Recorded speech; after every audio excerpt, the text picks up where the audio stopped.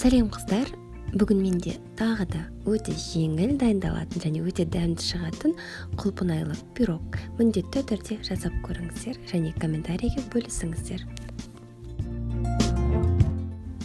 Бізге қажеті 3 жұмыртқаны миксермен араластыру.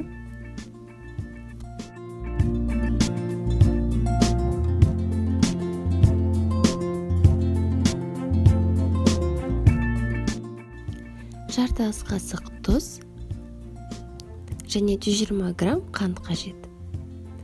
Жақсылап араластырамыз.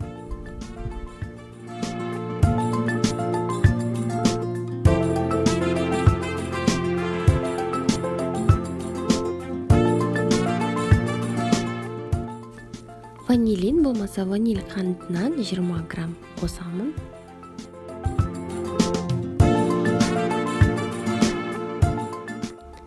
Елу миллилитр сұйық май.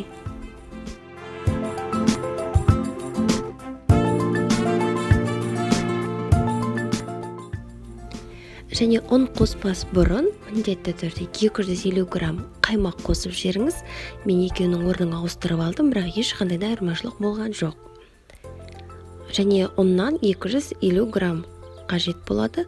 Оған қопсытпа, яғни разрыхлитель араластырылған.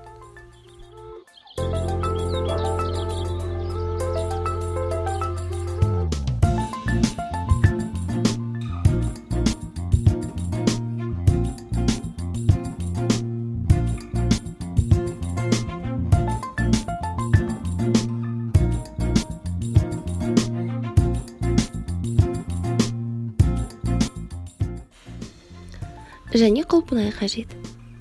Құлпынайдың бір бөлігін ұсақтап турап аламын, және екінші бөлігін екіге бөлемін.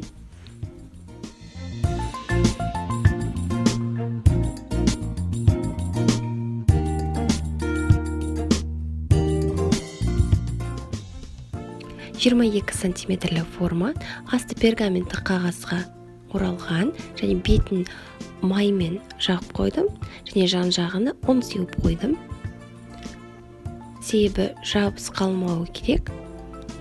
Жалпы өте тез пісетін пирог болғандықтан міндетті түрде алдын ала пешіңізді қыздырып қойыңыз.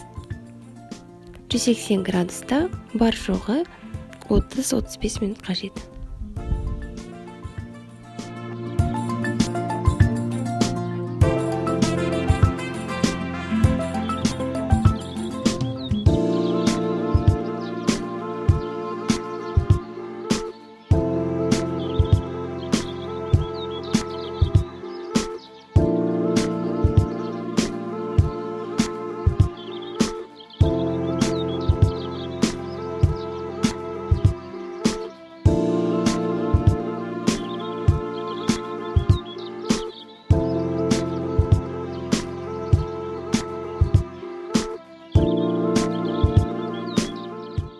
Безендіру әрине өз еркіңізге. Мінекей осындай әдемі болды. Пеште 180 градуста 38 минут пісті.